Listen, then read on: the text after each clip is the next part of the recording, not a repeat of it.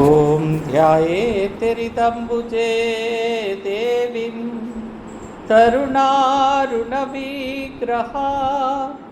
वराभयकरां शान्तं स्मितोत्फुल्लमुखाम्बुजां स्थलपद्माप्रतीकाश पादाम्भोजसुशोभना शुक्लां वरधरां धीरां लज्जापटविभूषितां प्रसन्नां धर्मकामार्थ मोक्षदां विश्वमङ्गलां स्वनाथवामभागस्थां भक्तानुग्रहकारिणीम् ॐ ऐं ह्रीं सर्वदेवदेवी स्वरूपिण्यै শ্রী শারদা দেব্যই নমঃ।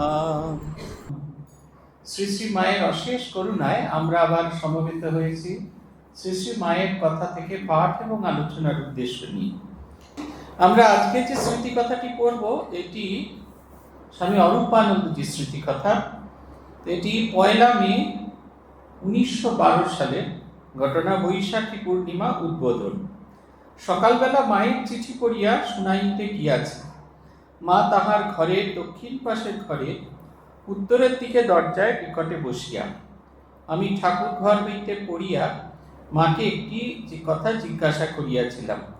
মা বলিলেন, এদিকে এসে বসে কথা বলো। আমি গিয়ে বসিলাম। আমি বললাম, এক ভক্তের মেয়ে শ্বশুরবাড়ি থেকে চিঠি লিখছে, আসবে বলে প্রণাম জানিয়েছে। সে যে চিঠি লিখেছে এ কথা যেন শ্বশুরবাড়িতে না জানে। মা বললেন, থাক, তবে আর জবাব দিয়ে কাজ নেই। আবার বাড়িতে জানবে না। আমি অত লুকোচুরি জানি নে। জয়রামবাটিতে যোগেন্দ্র পিয়ন চিঠির জবাব লিখে দিত। অনেকে বলতো, পিয়ন চিঠি পড়ে কিনা, যাকে তাকে দিয়ে চিঠি পড়ানো। কেন? আমার কাছে কোনো কপট কিছুই নেই। আমার চিঠি যে ইচ্ছে সে লিখবে।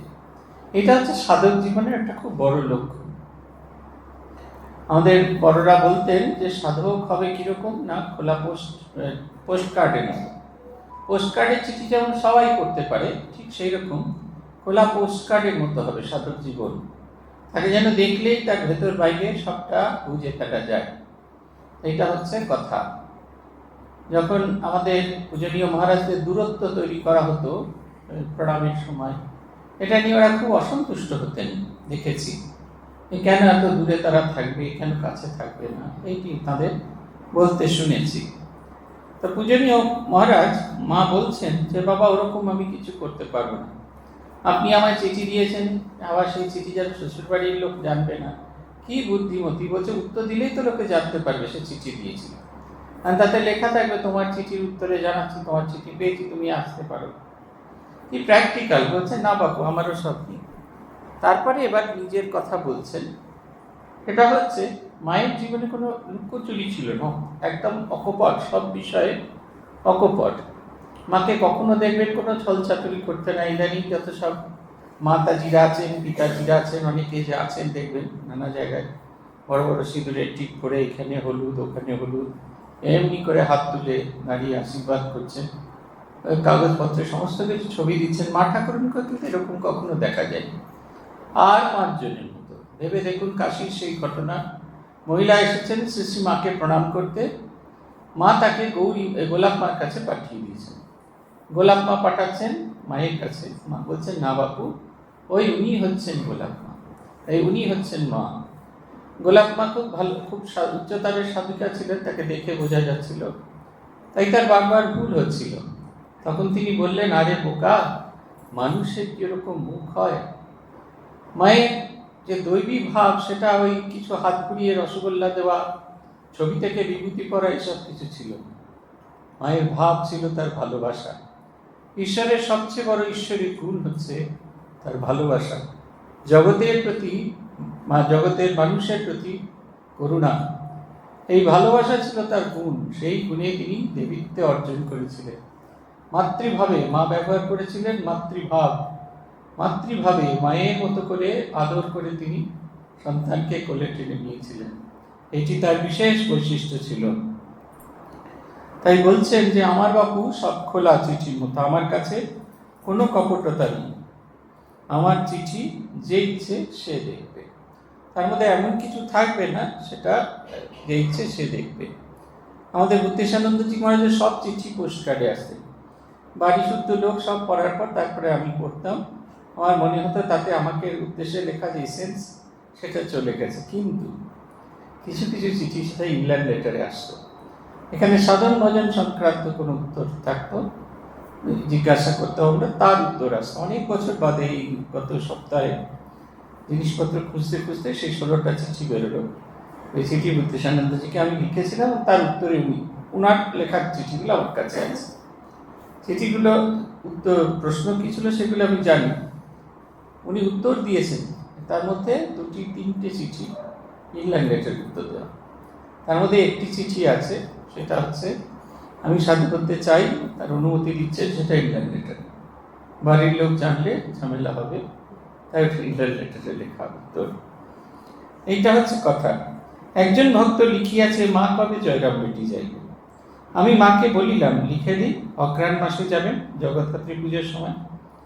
মা বললেন না না, ওসব কি ঠিক বলা যায়, কখন কোথায় থাকি সব তার হাত, মানুষ এই আছে এই নেই। আমি বললাম না, তুমি অমন কেন বলছো, তুমি আছো বলেই তো এত লোক আসছে, শান্তি পাচ্ছে। মা বলছেন তাই তো। মায়ের দুটো দিক দেখুন এখানে ধরা পড়ছে, এক হচ্ছে তার দৈবী রূপ, আরেকটা তার মানবী রূপ। আমরা যেরকম, আপনাদের মনে আছে এই ঘটনাটা, আমি আগেও বলেছি, যুধিষ্ঠির রাজসভায় এসছেন একজন ভিখারি, রাজসভা শেষ হয়ে যাওয়ার সময় যুধিষ্ঠির তাকে বলছেন কাল আসবে, তোমার ভিক্ষা দেওয়া হবে। ভীমসেন খুব হাসছেন। যুধিষ্ঠির মনে করছেন ভীমসেন তো কখনো রাজসভার অমর্যাদা করেন না, তাহলে তিনি এরকমভাবে হাসছেন কেন। রাজসভা ভঙ্গ হয়ে যেতে, সবাই চলে যেতে তিনি ভীমসেনকে জিজ্ঞেস করলেন তুমি এরকম হাসছো কেন। ভীমসেন বললেন আমি প্রথম কাউকে দেখলাম তিনি কাল দেখেছেন, অর্থাৎ ভিখারিকে বলছে আগামীকাল এসো তোমার ভিক্ষা। কালকে আমরা থাকবো কিনা তার কোনো কিন্তু ইয়ে নেই, আমরা কিন্তু কত সব স্বপ্ন দেখি, এই হলে এই হলে সেই, ওই হলে বসার জায়গা, কত পার্মানেন্ট জায়গা আছে, হাঁড়ি রাখো, ব্যাগ রাখো, এই হচ্ছে কথা। আমরা কেউ জানি না আমাদের কি হবে, বুঝতে পারবে নিজে ব্যাস বেটে দিতে টাকা। তাই আমরা কখনো জানতেই পারি না আমরা, অথচ আমরা কত কি প্ল্যানিং করি, এই সঞ্চয় করি, এই করি তাই করি, এই সব করি রাখি, এই ছেলের বউকে এটা দেবো, হ্যাঁ মেয়ের জামাইকে এটা দেবো, কত কি সব গুছিয়ে গাছিয়ে রাখি।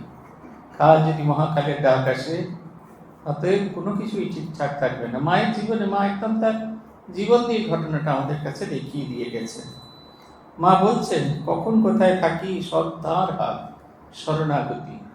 অবতার পুরুষ এসছেন আমাদের জীবনে শরণাগতির আদর্শ, সেটা শেখাবেন বলে তিনি আমাদের শেখাচ্ছেন।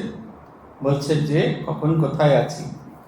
আমি বলছি না তুমি অমন কেন বলছো, তুমি আছো বলে তো এত লোক আসছে, শান্তি পাচ্ছে, এই যে তার দেবী গুণ। মা বলছেন তা বটে, তাই তো, এই যে তার উপস্থিতিতে মানুষ শান্তি পাচ্ছে, তার তীব্র আকর্ষণে তাকে দেখতে মানুষ আসছে, এটা কিন্তু তিনি খুব জানেন। কিন্তু সব সময় তিনি একবারে খুব বিনয়। আমার একটা বিনয়ের ছবি মনে পড়ে মায়ের। মা পুরী গিয়েছেন, আর ওই সিংহান যে আমাদের যিনি ইয়ে থাকেন, যিনি পান্ডা থাকেন, তিনি নিয়ে যাচ্ছেন মাকে। মাকে তিনি বলছেন আগে আগে চলুন। মা বলছেন না, তুমি আগে আগে চলো পথ দেখাতে। আমি গরিব দিনহীন ভিখারিনীর মতো তার দ্বারে এসে উপস্থিত। এই আমরা অনেক সময় মনে করি যে এইটাকে যদি রিয়্যাক্ট করাতে, নতুন করে যদি অ্যাক্টিং করে দেখাতে, তাহলে অবশ্যই মাথার কাছে এখানটা খানিকটা শাড়ি ছেঁচে ফেলতে হবে, কানের কাছে ছাঁটতে হবে, দিন ভিখারি মা বলেছেন অত ওরকম হতে হবে, ওরকম না, মনের ভাবটা তার দিকে। এই যে আপনারা কন্যাকুমারিকার মন্দিরে যান, সেইখানে ঢোকবার সময় মাথা নিচু করে ঢুকতে হয়, বেরোবার সময় মাথা নিচু করে ঢুকতে হয়। আপনার যে অহংকার, যেটা নিয়ে আপনি চলছেন, সেই অহংকারকে বাইরে ফেলে ভেতরে ঢুকতে হয় মায়ের দরবারে। আর যে পড়া শান্তি আপনি প্রাপ্ত হলেন, তার জন্য যে অহংকার তৈরি হয়, সেটাও মন্দিরে ফেলে বাইরে যেতে হয়। এই মন্দির থেকে যে পড়া শান্তি লাভ হলো, তাতে যে আনন্দ হলো, তার জন্য যে অহংকার তৈরি হয়, মায়ের কাছে আমি ছিল, এই যে অহংকার আমাদের তৈরি হয়, এই অহংকারটাও এখানে ফেলে চলে যেতে হবে। কখনোই কোনো জিনিস নিয়ে যেতে হয়, যেটা নিয়ে যেতে পারবে সেটা হচ্ছে আনন্দ। আর সেটা আনন্দটা অত্যন্ত শরণাগত, মাথা নিচু করে সেটিকে গ্রহণ করতে হয়। এই হচ্ছে কথা। বলছেন, মা বলছেন, তাই তো। আমি বললাম, তুমি আমাদের জন্য থাকো। মা করুণ স্বরে ভক্তদের জন্য কাঁদো কাঁদো হইয়া বলিতেছেন, চক্ষে জল। আহাই, এরা আমাকে যত ভালোবাসে, আমিও এদের তত ভালোবাসি। আমি হাওয়া করিতেছিলাম, করুণ কণ্ঠে বলিলেন, আশীর্বাদ করো বাবা, বেঁচে থাকো, ভক্তি হোক শান্তিতে। আশীর্বাদ করি বাবা, বেঁচে থাকো, ভক্তি হোক, শান্তিতে থাকো, শান্তি প্রধান, শান্তি চাই। আমি বললাম, মা, এটাই কেবল আমার মনে জাগে, ঠাকুরকে কেন দেখা পাই না?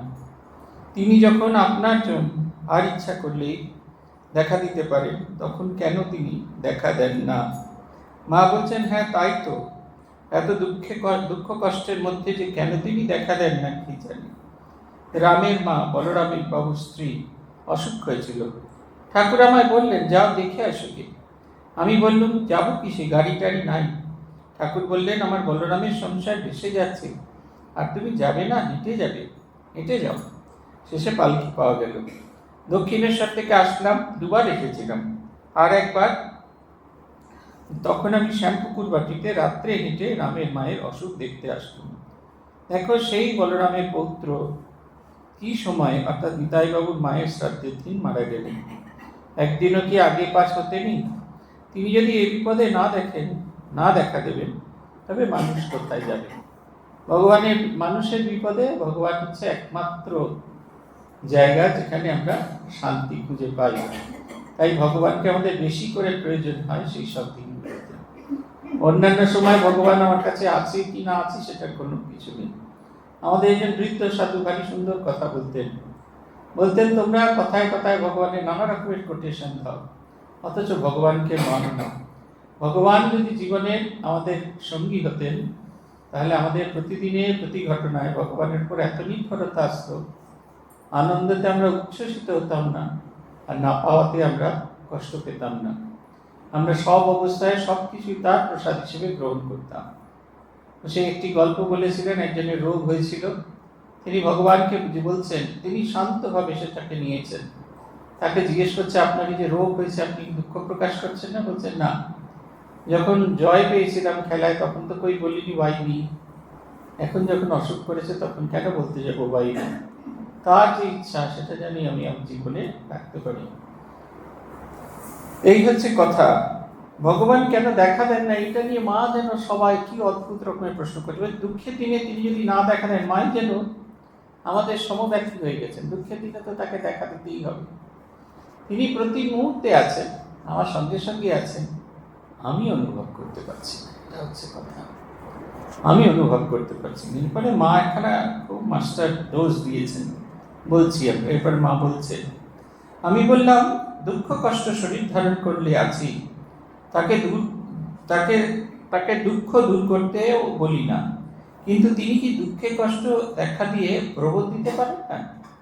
মা বলছেন, আহা তাই তো, এই রামের মা, রামের বউ, এরা আসল। ভাবলো যাই, মায়ের কাছে যাই, এখানে এসে তবু একটুখানি শান্তি পেল।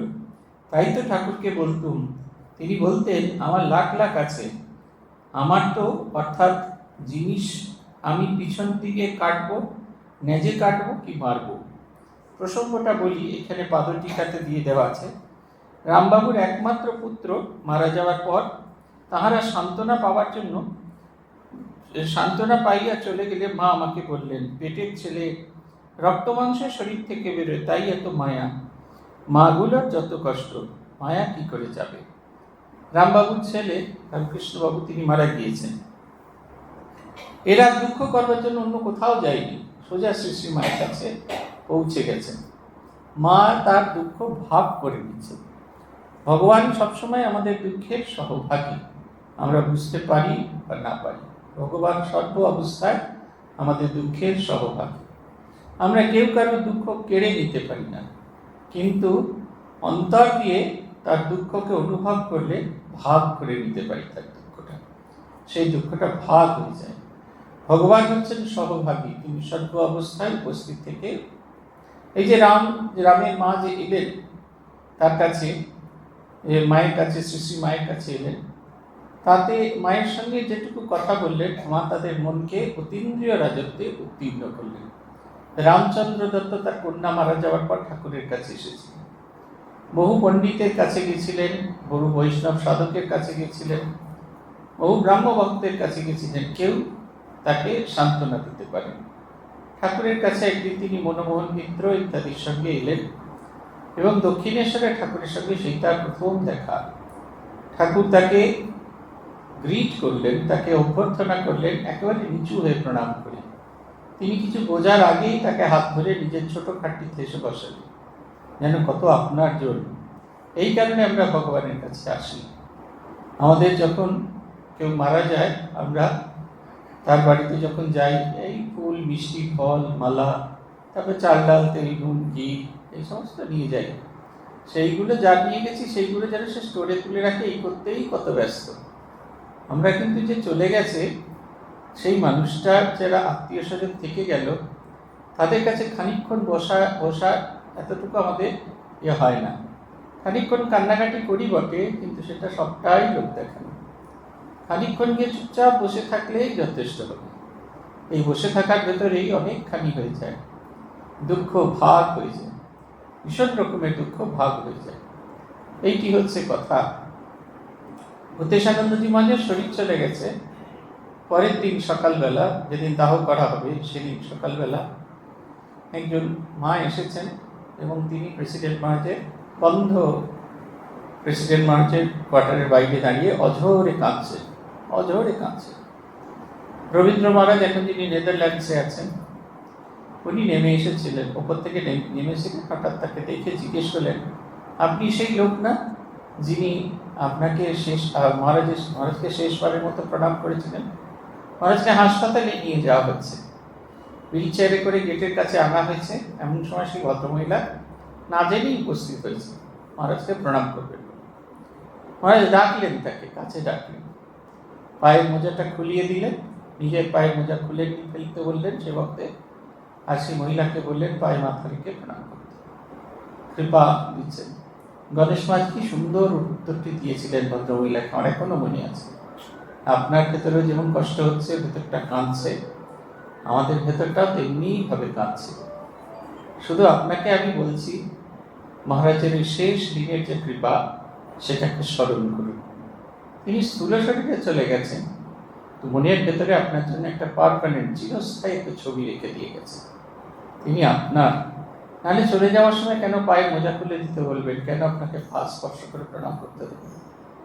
এই যে একটি ছবি তিনি আপনাকে উপহার দিয়ে গেছেন, সেইটিকে স্মরণ করুন, দেখুন আপনার দুঃখ চলে যাবে। ভদ্রমহিলা অধরে কাঁদছিলেন, আস্তে আস্তে শান্ত হলেন, ধীরে ধীরে চলে গেলেন। আমরা প্রেসিডেন্ট মহারাজের কোয়ার্টারে তখন কাজ করছি, সেই দেখলাম মহারাজ একবারও বেরোলেন না। গণেশ মহারাজ ওই জানলা থেকে দাঁড়িয়ে দাঁড়িয়ে কথা বললেন, এমন সুন্দর কথা বললেন, ভদ্রমহিলার শোক চলে গেল। সহভাগী, আমার ওই কথাটা ইম্পর্টেন্ট। বলছেন না, আপনারও যেরকম খুব দুঃখ হচ্ছে, আমাদেরও খুব দুঃখ হচ্ছে। এই যে দুঃখটা আমাদের দুজনের সকলেরই একই, এই একই পর্যায়ে আছে বলে যতক্ষণ না আপনার নিজের বাবা মা বা প্রিয়জন হারাচ্ছে, ততক্ষণ পর্যন্ত প্রিয়জন হারানোর যে বেদনা, সেটা কিন্তু আমরা অনুভব করতে পারি না। তাই অন্য যখন প্রিয়জন হারায়, তখন আমরা তাদের সঠিকভাবে সান্ত্বনা দিতে পারি না। কিন্তু প্রিয়জন হারানোর পরে যখন আমরা কাউকে সান্ত্বনা দিই, সেই সান্ত্বনাটা ঠিক হয়, কারণ এই বেদনাটা আমি অনুভব করেছি, তাই বেদনার তীব্রতাটাও আমরা অনুভব করতে পারি। মহারাজ বললেন না, আর কি বলবো, আপনার যেরকম কষ্ট হচ্ছে, আমাদের তেমনি খুব কষ্ট হচ্ছে। কিন্তু সবসময় মনে রাখুন, মহারাজ যে ছবিটা আপনাকে উপহার দিয়ে গেছেন, সেইটাকে স্মরণ করুন, দেখবেন আপনার দুঃখ কেটে যাবে। একবারে বস্তুত তাই। আমরা কাজ করতে করতে দেখছি, ভদ্রমহিলা যেরকম অঝোরে কাঁদছিলেন, আধা ঘন্টা আগে ধীরে ধীরে শান্ত হলেন, গেটে প্রণাম করলেন, চলে গেলেন ঠাকুর মন্দিরে। এইটা হচ্ছে কথা। কত রাশি রাশি মানুষ আসছেন, কাঁদছেন জানলার সামনে দাঁড়িয়ে। আমরা ভেতরে বসে নিঃশব্দে কাজ করে চলেছি, জানলার কাজ বন্ধ, সেই কান্না আমাদের কাছে এসে পৌঁছচ্ছে না, কিন্তু তাদের যে স্বজন হারানোর বেদনা আমাদের হৃদয়কে স্পর্শ করছে, কারণ আমরাও আমাদের খুব প্রিয়জনকে হারিয়েছি। কিন্তু ভগবানকে যত আমরা চিন্তা করি তত দেখবেন আমাদের মনে হয় তিনি আমার সঙ্গে সঙ্গে রয়েছে। আমার এত বড় বেদনা, এত বড় দুঃখে তিনি আমার সঙ্গী হয়ে আছেন। মা প্রশ্ন হচ্ছেন, ঠাকুর আমি বলছি আমিরা যে এত কষ্ট পাই তা তিনি দেখবেন না? মা বললেন, তা তোমার মতো কত আছে তার। তিনি বলতেন, চিদানন্দ সিন্ধু, এমন কত উঠছে কত ডুবছে, কুলো কিনারা নাই। আমি বললাম, মা যারা এমনিভাবে এই ডালগোলার ডোবগুলোর মতো আছে, তখন উদ্বোধনের সামনে একটা ডালগোলা ছিল, তারা বেশ আছে, কিন্তু মা যাদের খানিক হুঁশ হয়েছে, যারা তাকে চায়, তারা যদি না পায় তাদের যে কি কষ্ট তা তারাই জানে। এটা একটা খুব চরম সত্য কথা বলে ফেলেছেন। ডালগোলার লোক মানে যারা ওই সকালে ঘুম থেকে উঠছে, খেতে চলেছে, কাজ করছে, আবার রাত্রিবেলা বিকেলবেলা খাওয়া দাওয়া করছে, ঝগড়াঝাটি করছে, মারপিট করছে, তারপরে আবার রাত্রি ঘুমোতে যাচ্ছে, আবার পরের দিন সকালে উঠছে। জীবনে কোনো উত্থান নেই, পতন নেই, কোনো সমস্যা নেই। সমস্যা এইখানে যখন আমরা ভগবানকে চাই, ভগবানকে চেয়ে আমরা কিছু কাজকর্ম করে ফেলি, দীক্ষা টিক্ষা নিই, মন্ত্র জপ করি, বারবার সেই ডালগোলার স্মৃতিটা আমাদেরকে কাজ দেয়, তখন কিন্তু ভীষণ গোলমাল। আপনি সাধারণভাবে থাকুন, কেউ আপনাকে কোনোভাবে কষ্ট দেবে না, কিচ্ছু এসে যায় না। আপনি যদি এমনিভাবে থাকেন, ভগবানের কিচ্ছু আসে যায় না। কিন্তু যখন তাকে বলছেন, তোমাকে আমার জীবনে একীভূত করেছি, তারপরে অন্যরকম ভাবে চললে কিন্তু হবে না। তাই বলছেন যে ডালগোলার লোকেরা যেরকম আছে তারা বেশ ভালো, তাদের ভেতরে চেতনা হয়নি, তারা এরকম ভাবে চলে যায়।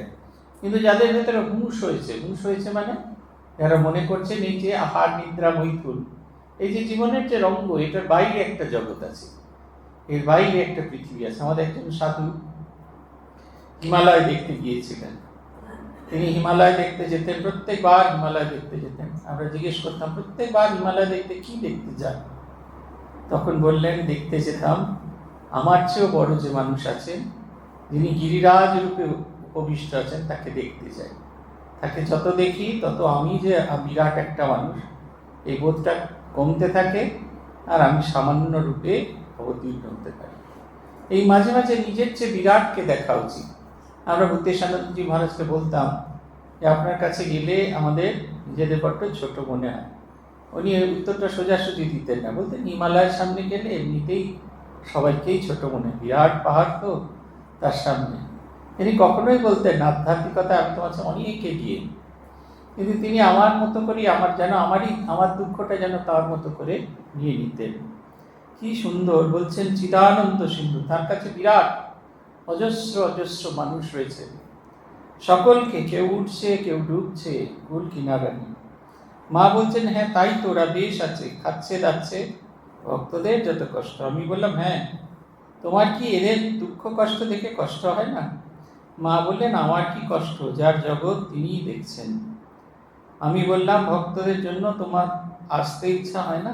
এটা পরের প্রসঙ্গ আসবো, তার আগে বলছেন, আমার কিসের দুঃখ, জগৎপতিরই দুঃখ, জগৎপতি জগতের ঈশ্বর। যদি কারুর দুঃখ হয় তার, আমরা বড়জোর আহা উহু করতে পারি, তার যে দুঃখ সেই তিনি আমার সঙ্গে সমব্যথী, আমার সহযাত্রী।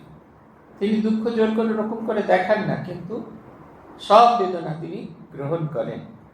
কি সুন্দর কথা বলছেন, ভক্তদের জন্য তোমার আসতে ইচ্ছা হয় না? আরে মাস্টার স্ট্রোক বলছেন, দেহ ধারণে যা কষ্ট আর যেন আসছে না।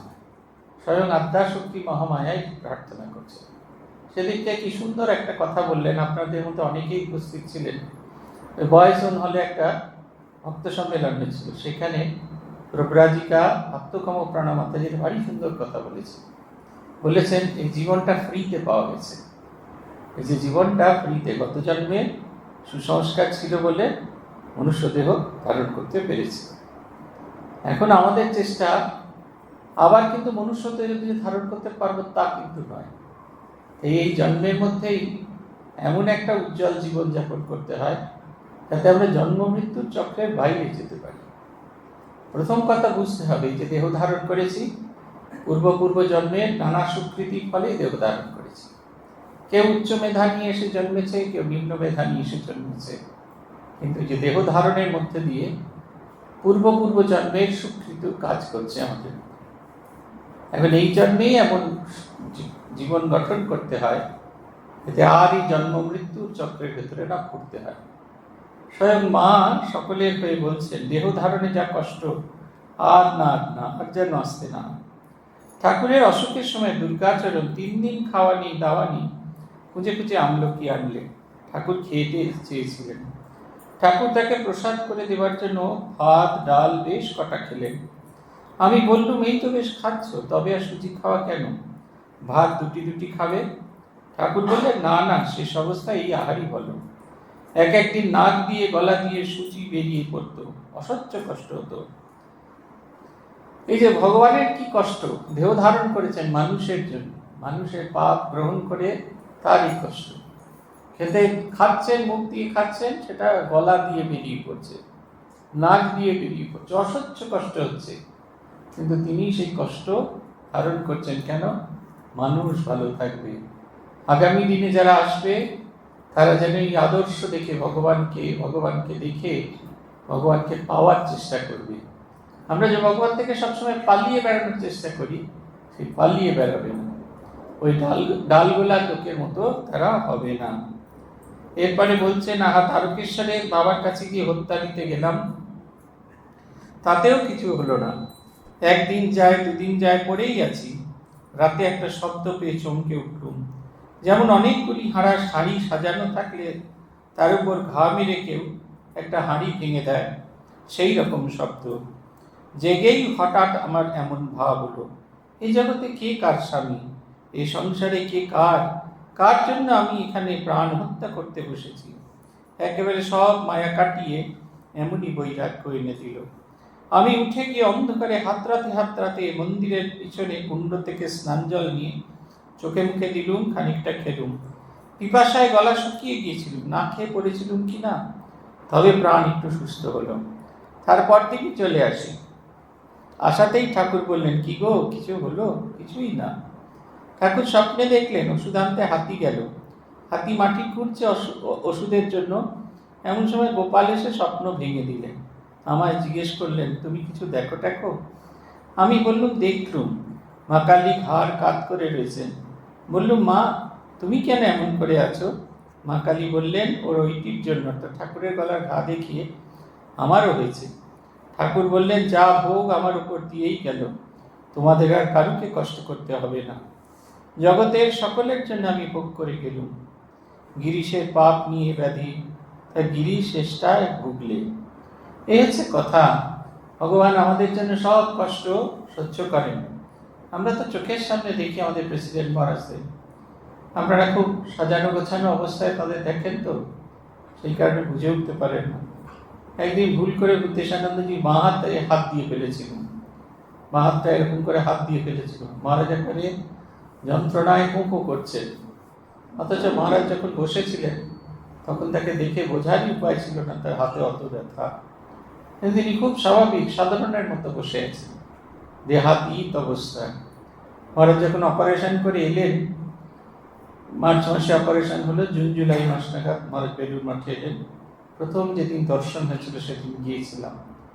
মহারাজকে বসিয়ে রাখা হয়েছে, একটা হাত কাটা জামা পরানো রয়েছে, আর সেই ভেলকো লাগানো জামা পরে আছেন মহারাজ। চুলগুলো বড় বড় হয়ে গেছে, চোখে ক্লান্তি রয়েছে, মুখ একবারে আনন্দে ভরপুর।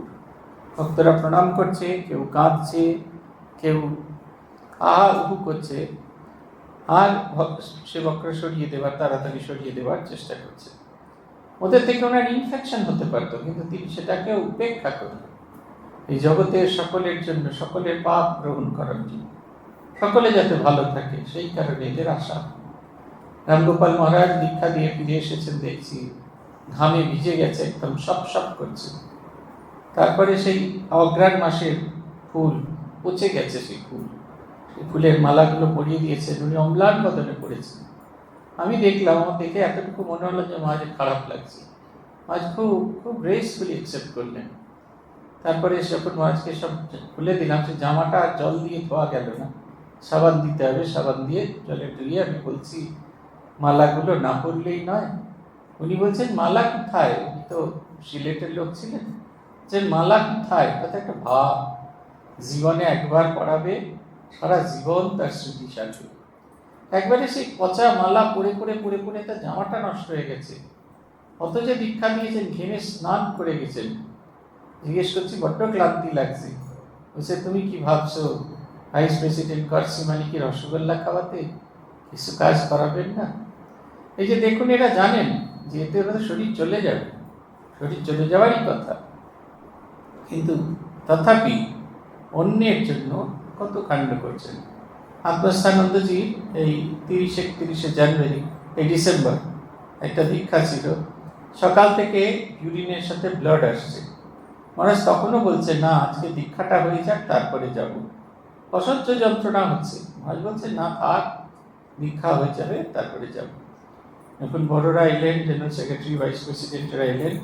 এরা বললেন, না কোনোভাবেই আপনি যেতে পারবেন না। জেনারেল সেক্রেটারি এসে বললেন, কোনোভাবেই আপনি যেতে পারবেন না, আপনি এখন হাসপাতালে যাবেন, আবার আরেকদিন দীক্ষা হবে।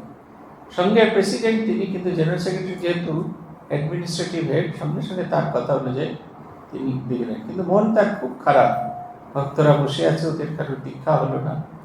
ফিরে এসে ওনার একটাই চিন্তা, কবে থেকে আবার দীক্ষা শুরু হবে, যাদের দীক্ষা হয়নি তাদের হবে। নিজের শরীরের কথা চিন্তা করছেন, নিজের শরীরের কথা একবারও ভাবছেন। কখনো এতটুকু দেখিনি নিজের কথা ভাবতে, অন্যের কথা ভাবছে। মহারাজ ঠাকুর জেনারেল সেক্রেটারি বালি দেওয়ানগঞ্জে, এই এখন যেখানে আমাদের রামকৃষ্ণানন্দজি মহারাজের জন্মস্থান মায়ালিছাপুর, সেইখানে রিলিফের পর ঘর তৈরি হয়েছে।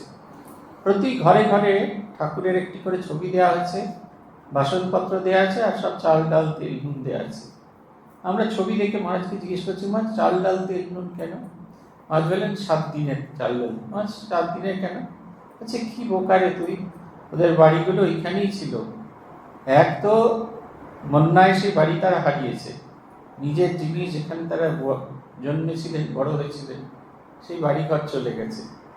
তারপরে নতুন বাড়িতে এসে তাকে জিনিসপত্র খুঁজতে হবে না? তাই এই ব্যবস্থাগুলো দেখুন, মানুষের কল্যাণের কথা কোন এক্সটেন্টে গিয়ে চিন্তা করছেন। আমরা কিন্তু এভাবে কখনো ভাবি না। এই ভগবান, আমরা বলি না ভগবান আমাদের সঙ্গে দেখা দেন না, ভগবান আমাদের সঙ্গে থাকেন না। এই দেখুন, এই মানুষগুলোর সঙ্গে সবসময় ভগবান রয়েছেন। বলছেন, যত ভোগ সব এখানেই তো পৃথিবীতে হচ্ছে, আর কোথায় কি? বুকে বুকে ঢাক ঢোল সব বাজিয়ে শেষের ধনুরির হাতে পড়লে তবে তুহু তুহু করে ডাকছে। মানুষ এত কিছু দেখে, তথাপি মানুষ কিছুতেই তার সেই অহংভাবটা ছাড়ে না। ঠাকুরের বর্ণনা আছে না, ভুগে ভুগে সেই গরু হাম্বা হাম্বা হাম্বা হাম্বা করে, তারপরে মারা যাওয়ার পর কাটা হয়, চামড়া আলাদা করা হয়, কত পেটায়, তাই দিয়ে জুতো করে, তখনও সেই হয় না। তারপরে নাড়ি গুড়ি দিয়ে যখন সেই ধুনুচি এগুলো তৈরি হয়, সেইটা বাজতে থাকে, তখন তুহু তুহু তুহু তুহু করে, আমি নই সব তুমি, সব তুমি, তখন তার মুক্তি হয়। আমি বললাম, তা এরপর কি আর আমাদের মনে থাকবে? মা বললেন, মা সেখানকার আনন্দ পেলে হয়তো এ মনে থাকবে না। বাবা কালই প্রধান, কাল বেশে কে কি হবে কে জানে, মনেই থাকবে না আমাদেরকে। কেন? আনন্দে ভরপুর হয়ে আছে, জগতের আনন্দে মগ্ন হয়ে আছেন, ঈশ্বরীয় আনন্দে মগ্ন হয়ে আছেন। তার সামনে জাগতিক যে আনন্দ, রসগোল্লা খাওয়া কিংবা ওই জল ভরা তালশাঁস খাওয়া, এইসব যে খাওয়ার যে সুযোগ, ভালো ঘরে থাকা, এগুলো সব সাধারণ, সামান্য। আমরা এই সামান্য আনন্দতে এত মেতে থাকি, মেতে থাকার জন্য ভীষণ কষ্ট পাই। কোনো একটা বিয়ে বাড়িতে গেছি, আপনি হয়তো কারোর কোনো উপকার করেছিলেন কোনো একটা সময়, সে এখন খুব বড় মানুষ, সে আর আপনাকে চিনতে পারে না, আপনার খুব মন খারাপ।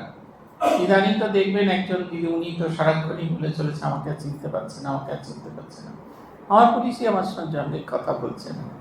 এই যে এটা দুঃখ, কারণ এক্সপেকটেশনস রয়েছে আমাদের জীবনে, এক্সপেকটেশন রহিত হতে হবে। আমার ইচ্ছা ছিল তার কাজ করার, আমি কাজ করেছি, ভগবান আমায় সুযোগ দিয়েছেন, আমি কাজ করেছি। এই যে বলছেন যে সব কিছুই তাদের মনে থাকবে না, আমি বললাম হ্যাঁ তাও আছে। আমি বললাম তুমি সুস্থ থাকো তবেই তো হয়। 8টা বেজেছে, মা জিজ্ঞাসা করলেন 8টা কি বেজেছে? বোধ হয় বেজেছে, যাই বাবা পুজো করতে যাই। কিছুতেই এই যে অনন্তকাল ধরে বাঁচবো মুখ দিয়ে বলাতেই পারানো গেল না। তিনি ওই যে কালাধীন সেইটা যেন বোঝাতে চাইছেন। এই বলে উঠিতেছেন আর বলিতেছেন বাবা আশীর্বাদ করো যাতে সুস্থ থাকি। কি অদ্ভুত, শিষ্যর কাছেও আশীর্বাদ প্রার্থনা করছেন। ছোট হতে হতে এত ছোট হয়ে গেছেন যাকে ধরা যাচ্ছে না। পূজা হয়ে গেলে মায়ের চিঠি পড়িয়া শুনাইতে গিয়াছি, তাহারই কৃপাপ্রাপ্ত জনৈক ভক্ত কাশীলাভ হইয়াছে। শুনিয়া মা বলিলেন মরতে তো হবেই একদিন, কোথায় কোন পুকুরে ডুবায় মরত, তা না হয় কাশীলাভ হলো। এই কাশীলাভ সম্পর্কে মায়ের একটা খুব পরিষ্কার কথা আছে। মা বলছেন যাদের এই ভাবটি হয় তাদেরই লাভ হয়। শুধুমাত্র কাশীতে থাকলাম দীর্ঘদিন, দিনের পর দিন থাকলাম, মুক্তি হবে না, মুক্তি চাইতে হবে। আমি কাশী এসেছি এখানে থাকলেই যে মুক্তি হয়ে যাবে তা কিন্তু নয়। আমি খুব দুঃখজনকভাবে একটা ওল্ড এজ হোমে যাই। সে ওল্ড এজ হোমের অনেকেই, যারা মায়েরা অন্য কোনোভাবে নেবেন না, যারা প্রথমবার এসেছিলেন তারা কিন্তু বলতেন শেষ জীবনটা ভগবানের সান্নিধ্যে, ভগবানের মন্দিরের কাছে যাওয়া হয়। কিন্তু তাদের সঙ্গে যখনই দেখা হয়, একতলায় একজন দোতলার সম্পর্কে বলছেন, দোতলায় গেলে দোতলা তিনতলার সম্পর্কে বলছেন, আর 4তলা একজন ছিলেন তিনি বলছেন সব খারাপ হয়ে গেছে, বুঝলেন তো। এই আশ্রমটাই ওল্ড এজ হোমের ওপর থেকে নিচে সব খারাপ, একটা বোর্ডারও ভালো নয়। এমনকি যে রান্না করে, যে খেতে দেয়, কোনো বোর্ডার ভালো নয়। আমাকে চাকার পিসটা দিল না, পাশের লোকটাকে চাকার পিসটা দিয়ে দিল। অথচ কিন্তু এসেছিলেন যে কাজের জন্য, সেটা হচ্ছে ভগবানকে চাইতে এসেছেন। আমি ওই আশ্রমে যাই বলতে, কিন্তু ওল্ড এজ হোমে যাওয়াটা বন্ধ করে দিয়েছি, কারণ এতে নিজের মনের অবনমন ঘটে, একটা নিজের মনের অবনমন ঘটে। নিজেরা আলাদা করে একটা জায়গায় রান্না বান্না করেছে, গ্রুপ তৈরি করেছেন, আমরা রান্না করবো, ওকে দেবো না। হ্যাঁ, যদি দেখেও ফেলে কার একটা বাচ্চা বলুন তো, এটা আমার একটা ক্লাসের স্পেশালিটি। অনেকে নিজেদের মোবাইল ফোনের আওয়াজ বুঝতে পারবে না, কারণ একটা বাচ্চা না, এটা একটা আমার ক্লাসের স্পেশালিটি, যেটা আমি সাকসেস বলি। নিজের মোবাইল ফোনের আওয়াজ নিজেই চিনতে পারছে না, কোন কথা। এরকম আত্মসমাহিত ভাব, এটা কিন্তু খুব দারুণ জিনিস। তো সেই বলছেন যে মরতে তো হবেই একদিন, কোথায় কোন পুকুর পাড়ে ডোবায় মরতো, তা না হলে কাশীলাভ হলো। কাশীলাভ তখনই হয়, কাশীতে মুক্তি তখনই হয় যখন আমরা মুক্তি চাইছি। আমরা কজন চাইছি মুক্তি, কজন চাইছি। দীক্ষা নেওয়াটা যেমন এখন একটা স্ট্যান্ডার্ড হয়ে গেছে। আমরা বেলুড় মঠে ছিলাম, দেখতাম যারা নিয়ম ভাঙে তারা সবাই হচ্ছেন অনেক বছরের পুরনো ভক্ত। তাদের মধ্যে নিয়ম ভাঙার প্রবণতা আছে। দারোয়ানরা কিছু বলতে গেলেই বলতে, তুমি জানো কবে আমার মন্ত্র দীক্ষা হয়েছে? সেই সময় জন্মই হয়নি, জন্ম হওয়ার সঙ্গে নিয়ম ভাঙার কোনো সম্পর্কই নেই। আমরা মনে করি দীক্ষাটা হচ্ছে আমাদের একটা পাস। ভূতেশানন্দজি বলতেন, যারা ভগবানকে নিজের জীবনে এনে নিজেদের ভেতরের পরিবর্তন আনতে পারে না, দীক্ষা শুধু মন্ত্র জপ করার মতোই হয়ে যায়।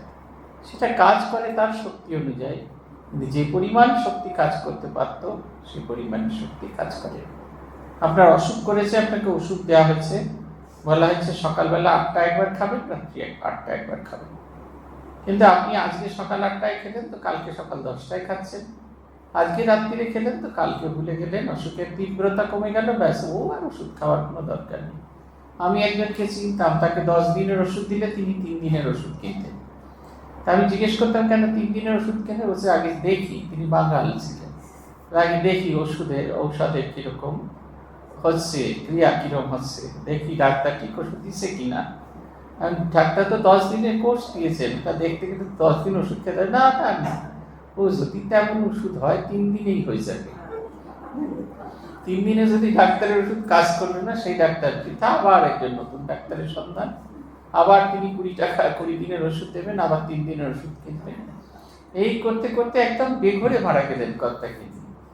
এই 3 দিন করে টেস্ট করতে আমাদের জীবনের একটা অঙ্গ। আমি জানি, আমার মতো উনি বলতেন, আমি জানি আমার সব কলকাতায় যত ডাক্তার আছে সব চড়ানো হয়ে গেছে, সবাইকে চড়ানো হয়েছে। জানি কে কে ওষুধ দেবে, কে হাতে রেখে ওষুধ দেবে, কে সেরে ওষুধ দেবে।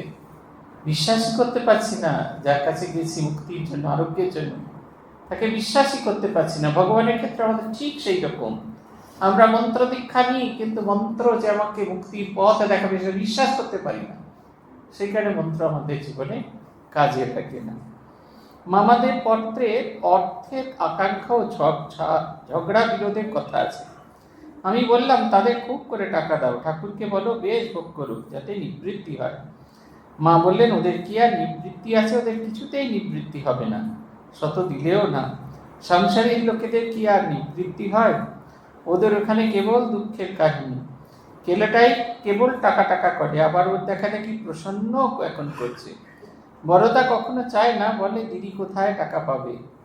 আমি বলি পাগলিও না। মা বলছে তাকে দিলেও নেয় না। তাকে দিলে কেন নেয় না? কারণ এই জগতের সঙ্গে তার কোনো সম্পর্ক নেই, এই তাকে দিলে নেয় না। মায়ের বংশ, তার মায়ের ভাইরা ভাইপোরা দেখার মতো জিনিস। একজন ছিলেন, তিনি বলতেন তিনি ছোট্টবেলায় মায়ের কোলে উঠেছিলেন। কত ছোট দেখাতে থাকেন সাইজটা, এই সেই ছেলে মায়ের কোলে উঠে তার হাতে এত শক্তি, মায়ের মাথা থেকে এক মুঠো চুল ছিঁড়ে নিয়েছিলেন এবং সেই চুলুনি একটি একটি করে কেটে কেটে বিক্রি করেন। সব এক একটি দারুণ। রামমাই মহারাজ বলতেন বউয়ের শাড়ি চালের বস্তার তলায় রেখে পুরনো করে সেই শাড়ি কেটে কেটে বলে মায়ের। আমরা শিহরে গিয়ে দেখেছি বেশ মোটা চণ্ডীটা, বেশ মোটা কাপড় দিয়ে মোড়া, বেশ মোটা চণ্ডী, যেতে তো খুলে দেখায় না, কিন্তু পরেও দেখেছি ক্রমাগত ওই মোটাটা পাতলা হতে আরম্ভ করেছে। এর শ্রীরামকৃষ্ণকে বেঁচে না খেলে হবে না, বাঁচতে পারবে না। শ্রীরামকৃষ্ণ তাদের বংশে এসেছিলেন, কত উচ্চ আধ্যাত্মিক সম্পদ সঙ্গে করে নিয়ে এসেছিলেন। যে উচ্চ আধ্যাত্মিক সম্পদে সারা জগৎ মেতে উঠেছে, অথচ আপ্তজন, তার নিজের জন, তারা কিন্তু এর সব কিছুতেই পাচ্ছে না। একেবারে সুধাসাগরে তীরেতে বসিয়া পান করে শুধু অলাপ, তোমার কথা এটা কেউ তো বলে না, করে শুধু মিছে কোলাহল। মা বলছেন ওদের দিলেও ওদের যাবে না, এত বাসনা। আমরা শেষ করব এখান থেকে। মা বলছেন, মাকে প্রশ্ন করাচ্ছেন ওদের এখানে কেন জন্ম নিলে, ওদের ওখানে যদি পাজি হয়, খারাপই, তাদের জন্ম কেন নিলে, কি দরকার ছিল? মা বলছেন কেন, আমার বাপ মা বড় ভালো ছিলেন, বাবা বড় রামভক্ত ছিলেন, নৈষ্ঠিক, অন্য বর্ণের দান গ্রহণ করতেন না। মায়ের কত দয়া ছিল, লোকের কত খাওয়াতেন, যত্ন করতেন, কত সরল। বাবা তামাক খেতে খুব ভালোবাসতেন, তা এমন সরল অমায়িক ছিলেন যে কেউ বাড়ির কাজ দিয়ে যেত, ডেকে বসাতেন আর বলতেন বসো ভাই তামাক খাও, এই বলে নিজের ছিলিম থেকে তামাক সেজে খাওয়াতেন। বাপ মায়ের তপস্যা না থাকলে কি ভগবান জন্মায়? এই আমাদের নিরন্তর তপস্যা। একজন তার দাদুকে রোজ দেখতো, বাড়িতে যত গরু আছে সেই গরুর দুধ নিয়ে তার দাদু ক্ষীর বানাতো, যত্ন করে ক্ষীর বানাতো। ক্ষীর বানানো হয়ে গেলে সেই ক্ষীর ঠান্ডা করতে দিতেন আর শালপাতার ডোঙা তৈরি করতেন। শালপাতার ডোঙা তৈরি করা হলে বড় কলসিতে করে জল ঢেলে অপেক্ষা করতেন ওই পথ দিয়ে যাওয়া পথযাত্রীদের জন্য। তাদের ডাকতেন, বসাতেন, জল খেতে দিতেন, ক্ষীর খেতে দিতেন, খাওয়া হয়ে গেলে পাতা নিতেন, মুখ ধোয়ার জল দিতেন, রওনা দিতেন। তার নাতি একদিন থাকতে না পেরে জিজ্ঞেস করলো, দাদু সব ক্ষীর তো লোককেই খাওয়ালে, তুমিও খাও না, আমাকেও খাও না, কি হয় একটু? দাদু সেদিনকে ক্ষীর রান্না করছিলেন। বললেন বলবো তোকে কি হয়। ওই কয়লার যে ইয়েটা আছে, গাদা আছে, ওর উপর ঝুড়িটা আছে, যা তো আমাকে এক ঝুড়ি জল এনে দিই। ঝুড়িতে করে জল আনা যায় না, কিন্তু দাদু বলেছে চলে গেছে। এক ঝুড়ি জল যেই তুলেছে সব জল পড়ে গেছে, আবার দ্বিতীয় ঝুড়ি জল তুলেছে সব পড়ে গেছে, তৃতীয় ঝুড়িও জল তুলেছে সব পড়ে গেছে। এসে ছুঁড় এসে ঝুড়িটাকে কয়লার গাদার উপর ছিটকে ফেলে দিয়েছে। বলছেন ঝুড়ি থেকে কখনো জল ধরা যায়? তো বলছে তা ধরা যায় না। ঝুড়িটা কিরকম দেখাচ্ছে দেখতে, তখন সে তাকিয়ে দেখছে। যখন নিয়ে গেছিল কালো ভূতের মতো ঝুড়ি, আর এই জল দিয়ে প্রতিবার ধোয়াতে সেই কালোটা চলে গেল। এই যে আমাদের এই যে অতিথি বৎসলতা, এটার একটাই কারণ ভিতরের মানুষটাকে পরিষ্কার করবার। আর যে নিরন্তর চেষ্টা করছে, যেই অধ্যায় আছে, এই তপস্যায় আছে, তাদের ঘরে তো ভগবান জন্মগ্রহণ করবে। ঠাকুরের মাকে বলাও তো হাউড়ো, যার পেটে কথা থাকে না। তিনি কাউকে আপর বোধ করতেন না। সারাদিন সকলকে রান্না বান্না করিয়ে, ঠাকুরের বাবাও ঠিক তাই করতেন। ওই পথ দিয়ে যারা যেতেন তাদের নিয়ে আসতেন সামান্য ভাত, ডাল, শাকের তরকারি, তাই তারা আনন্দ করে খেয়ে চলে যেতেন। সবার খাওয়া হইলে নিজের খাবারটা বেড়ে তার মা পাড়া বেড়াতে বেরোতেন। পাড়া বেরিয়ে ঘুরে ঘুরে দেখতেন, খুঁজতেন কে অভুক্ত আছে। যে অভুক্ত আছে তাকে বাড়িতে নিয়ে আসতেন।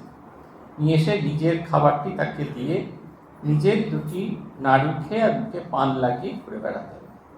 এমন যে তপস্বিনী, সবসময় তপস্যা করবার জন্য মালা হাতে নিয়ে উত্তরকাশীতে গিয়ে বসে থাকলে হবে। জীবনের তপস্যা যারা করে তাদের অবশ্যই ভালো হবে, এই জন্ম বন্ধন থেকে মুক্তি পাবে। এটাই আমাদের জীবনের একমাত্র উদ্দেশ্য। এই যে জন্মটা পেয়েছি, এটা প্রায় ফ্রিতেই পেয়েছি, সুকর্ম ছিল বলেই পেয়েছি। এই জন্মটা যদি আমরা ঠিকঠাক মতো কাটতে পারি, জন্মবন্ধনে, জন্ম মৃত্যুর এই গতি থেকে আমরা বেরিয়ে যাব। মৃত্যুর মা অমৃতম গময়, এই মৃত্যুশীল জগৎ থেকে অমৃতের জগতে যাত্রা করব। অসৎ হইতে মনে সৎ পথে লাও, জ্ঞানের আলো জেলে আধার বুঝাও। মরণের ভয় যাক সংখ্যা আরো, দেখা দিয়ে ভগবান। মরণের ভয় যাক অমর করো, দেখা দিয়ে ভগবান সংখ্যা আরো। করুণা আশিস ঢালে রুদ্র শিরে, চিরদিন থাকো মোর হৃদয় জুড়ে। আজ এই পর্যন্ত। ওম শান্তি শান্তি শান্তি। হরি ওম তৎসৎ। শ্রী রামকৃষ্ণ পরমস্তু। শ্রী ভগবানের কৃপা হলে আপনাদের সকলের সঙ্গে আবার দেখা হবে আগামী মাসে, জুন মাসের 5 তারিখে। 5ই জুন আবার আপনাদের সঙ্গে সকলের সঙ্গে দেখা হবে।